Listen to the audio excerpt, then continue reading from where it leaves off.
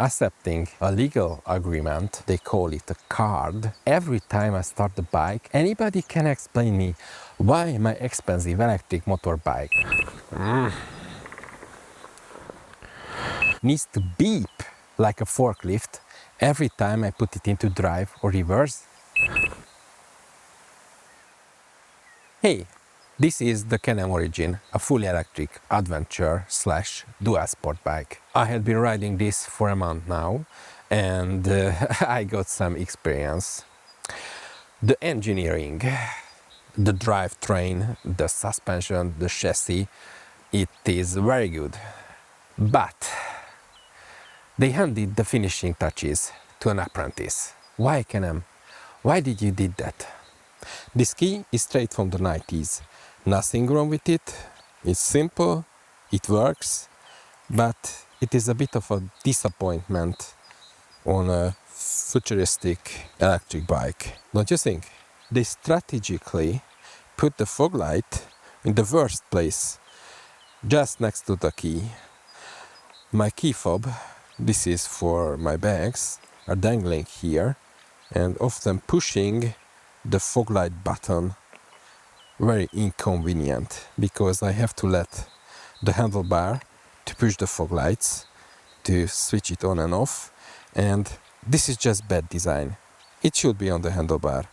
This seems like an afterthought to me. You would expect for an expensive bike to have a lockable frunk, maybe with the key, but no. This is opened by this cheap plastic latch. If I push it, yeah, that's it.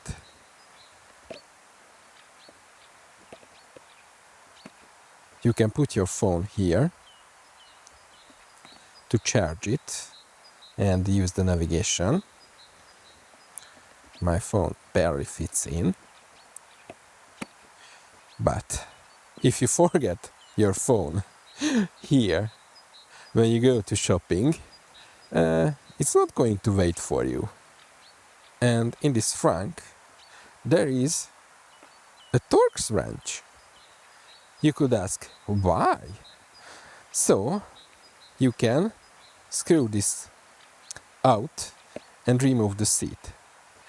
The problem with that is that anybody can open this, take the key, or if I put my key in to another place, they still can really easily screw these mounts out, so they can steal the seat, they can grab the battery, and this is just, it's not acceptable. This is not a nice design. There should be a dedicated lock here to open the seat, like on any other bike. And what we don't see here, neither, is any hook for the helmet. You cannot lock your helmet when you go to shopping.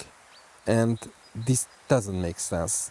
My 22-year-old BMW has a hook. And again, security.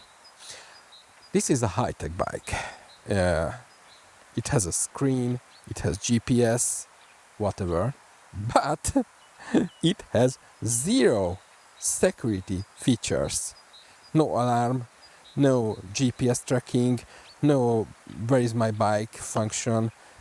I let you decide.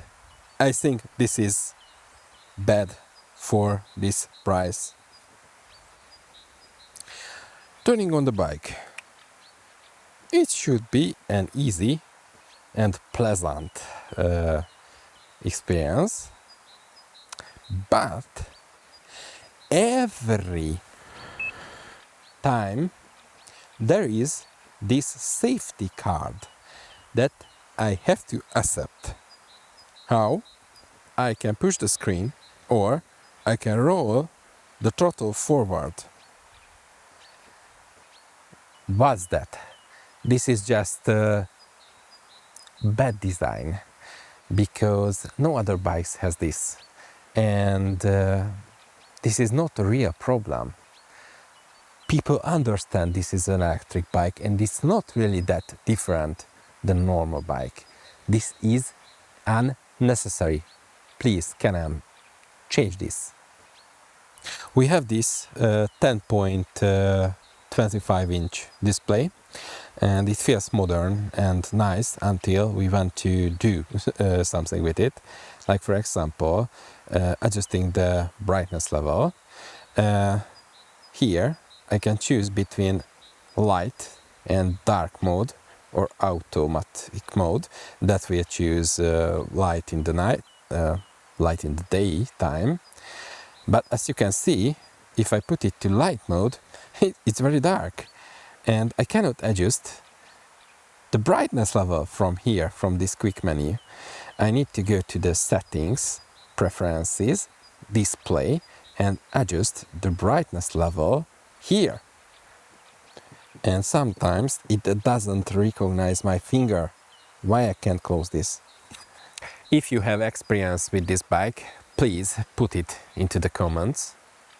So, this bike has built-in navigation, but in this moment it only works with CarPlay directly, and I don't have an iPhone, I have an Android.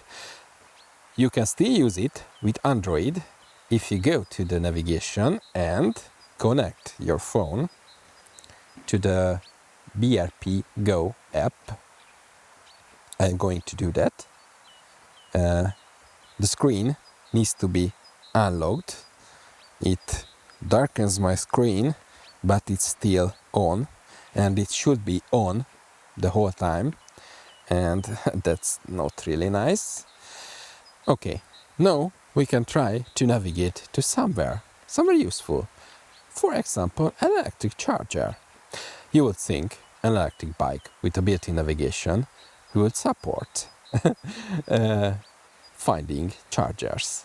But no, it can navigate to restaurants, hotels, the BRP or Can-Am service points, and other service points, but no electric chargers.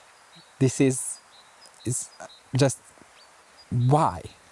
The engineers who built the battery and the drivetrain knew what they were doing, but the apprentice, I'm not sure he or she rode a bike ever. It's really hard to get to the charging port. It opens really hard.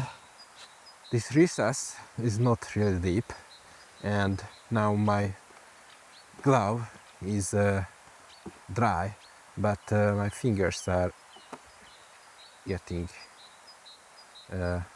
slipping on that, and I don't like that door. Charging. This bike cannot support DC charging, only Type 2, yeah, that's hard, Type 2 AC charging. And here in the EU you don't get a cable at the charging station for AC charging, so you need to bring your cable with you. But guess what? There is no space under the seat to store your cable. You need bags to put it anywhere. This is a missed opportunity. And if you are talking about the seat, the pillion seat or the passenger seat is an extra. This is an expensive bike, and it should have this seat from the factory. These bags are terrible, I have to say. They have this fiddly Q-link connectors to put it on. They are kind of heavy and bulky, this built-in plastic metal rack, and there is no normal rack option for this bike, only this proprietary Q-Link bag options. So we are kind of logged in to this, and it is lockable, so it in theory very nice, but the key turns really hardly and not really a nice feeling to use it. And there is this buck that goes here, so you can lock the bag. Nobody can open it, but watch, if I put this in, it pulls the bag in, so it pushes down and pull it the side inside, and this makes the bag much smaller. You can see this bag could be much bigger, and you could say there is an adjustment here, yeah, but it doesn't do anything.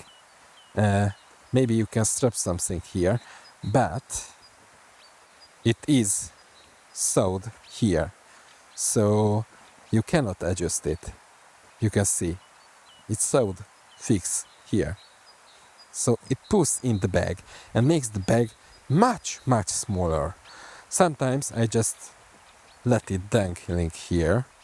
You can see that could be much bigger, and they give a nice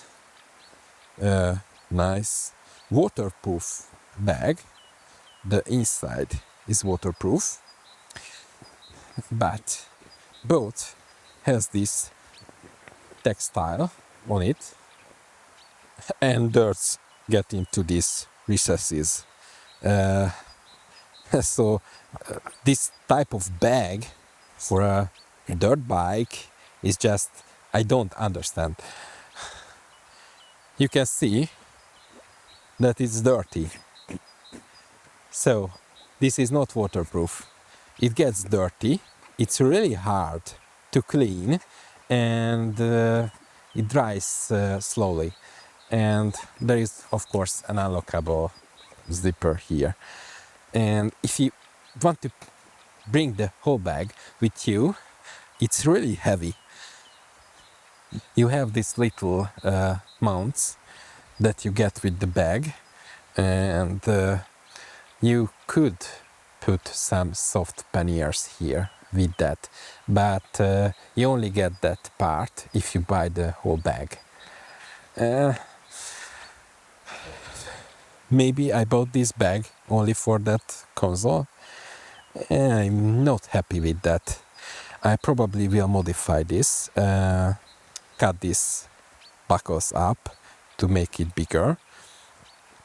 Anybody can explain me why my expensive electric motorbike that's supposed to be silent needs to beep like a forklift every time I put it into drive or reverse?